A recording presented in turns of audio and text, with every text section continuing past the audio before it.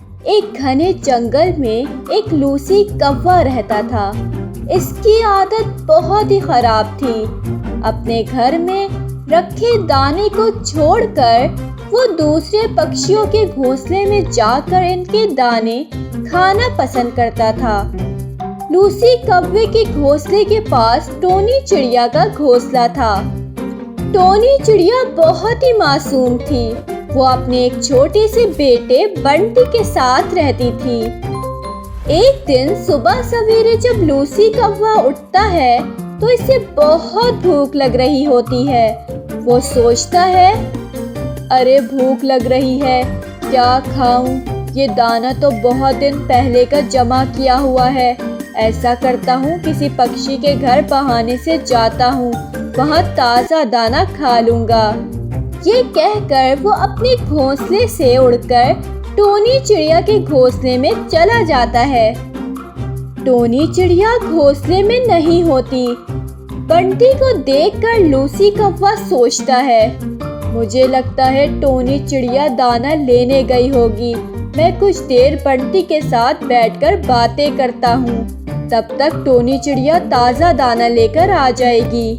Lucy कौवा बैठकर बंटी से बातें करने लग जाता है। कुछ देर बाद टोनी चिड़िया दाना लेकर आ जाती है। लूसी कौवा कहता है, अरे आओ बहन, मैं तुम्हारा ही इंतजार कर रहा था। मैं इधर से गुजर रहा था तो बंटी को अकेला देखकर आ गया और इससे बातें करने लगा। अब मैं चलता हूँ। अरे कौवे भैया, आओ दाना खाओ, मैं अभी ताज़ा लेकर आई हूँ। अरे नहीं बहन, मैं तो अभी घोंसले से दाना खाकर आया हूँ। तुम बार बार इतना कह रही हो तो थोड़ा सा खा लेता हूँ, वैसे भी मुझे भूख नहीं है। लूसी कौवा बातें करता जाता और दाना खाता जाता और साथ साथ ये भी कहता कि मुझे भूख नहीं है। और जब इसका पेट भर गया तो वो अपने घोंसले में चला गया। कुछ दिन बाद टोनी चिड़िया बंटी को लेकर दूसरे जंगल अपनी माँ के घर चली गई। इधर लूसी कौवा परेशान हो गया कि वो अब किसके घर से दाना खाएगा। अपनी आदत से मजबूर लूसी कौवा किसी और पक्षी का घर ढूंढने लगा। उड़ते उड़ते वो एक गिद्ध के घोंसले में पहुंच गया। वहां गिद्ध का बच्चा बैठा था और साथ में गोश्त भी रखा हुआ था। लूसी कौवे के मुंह में पानी भर आया और वो जाकर गिद्ध के घोंसले में इसके बच्चे के साथ जाकर बैठ गया और इसे कहा, अरे तुम यहाँ अकेले बैठे क्या कर रहे हो?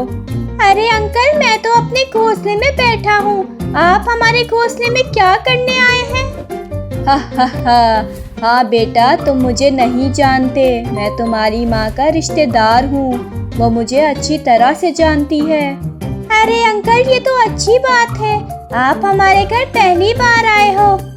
आप जब तक ये गोश्त खाओ तब तक माँ भी आ जाएगी। अरे नहीं बेटा, मुझे भूख नहीं है। अच्छा तुम बोल रहे हो तो मैं थोड़ा सा खा लेता हूँ।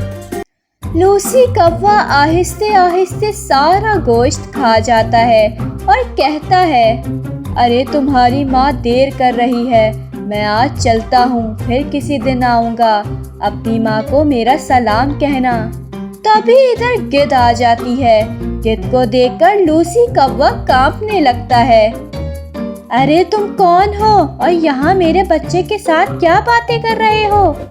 अरे माँ, आप इसे नहीं जानती। इस अंकल ने तो कहा ये आपका दूर का रिश्तेदार है और आपसे मिलने आया है।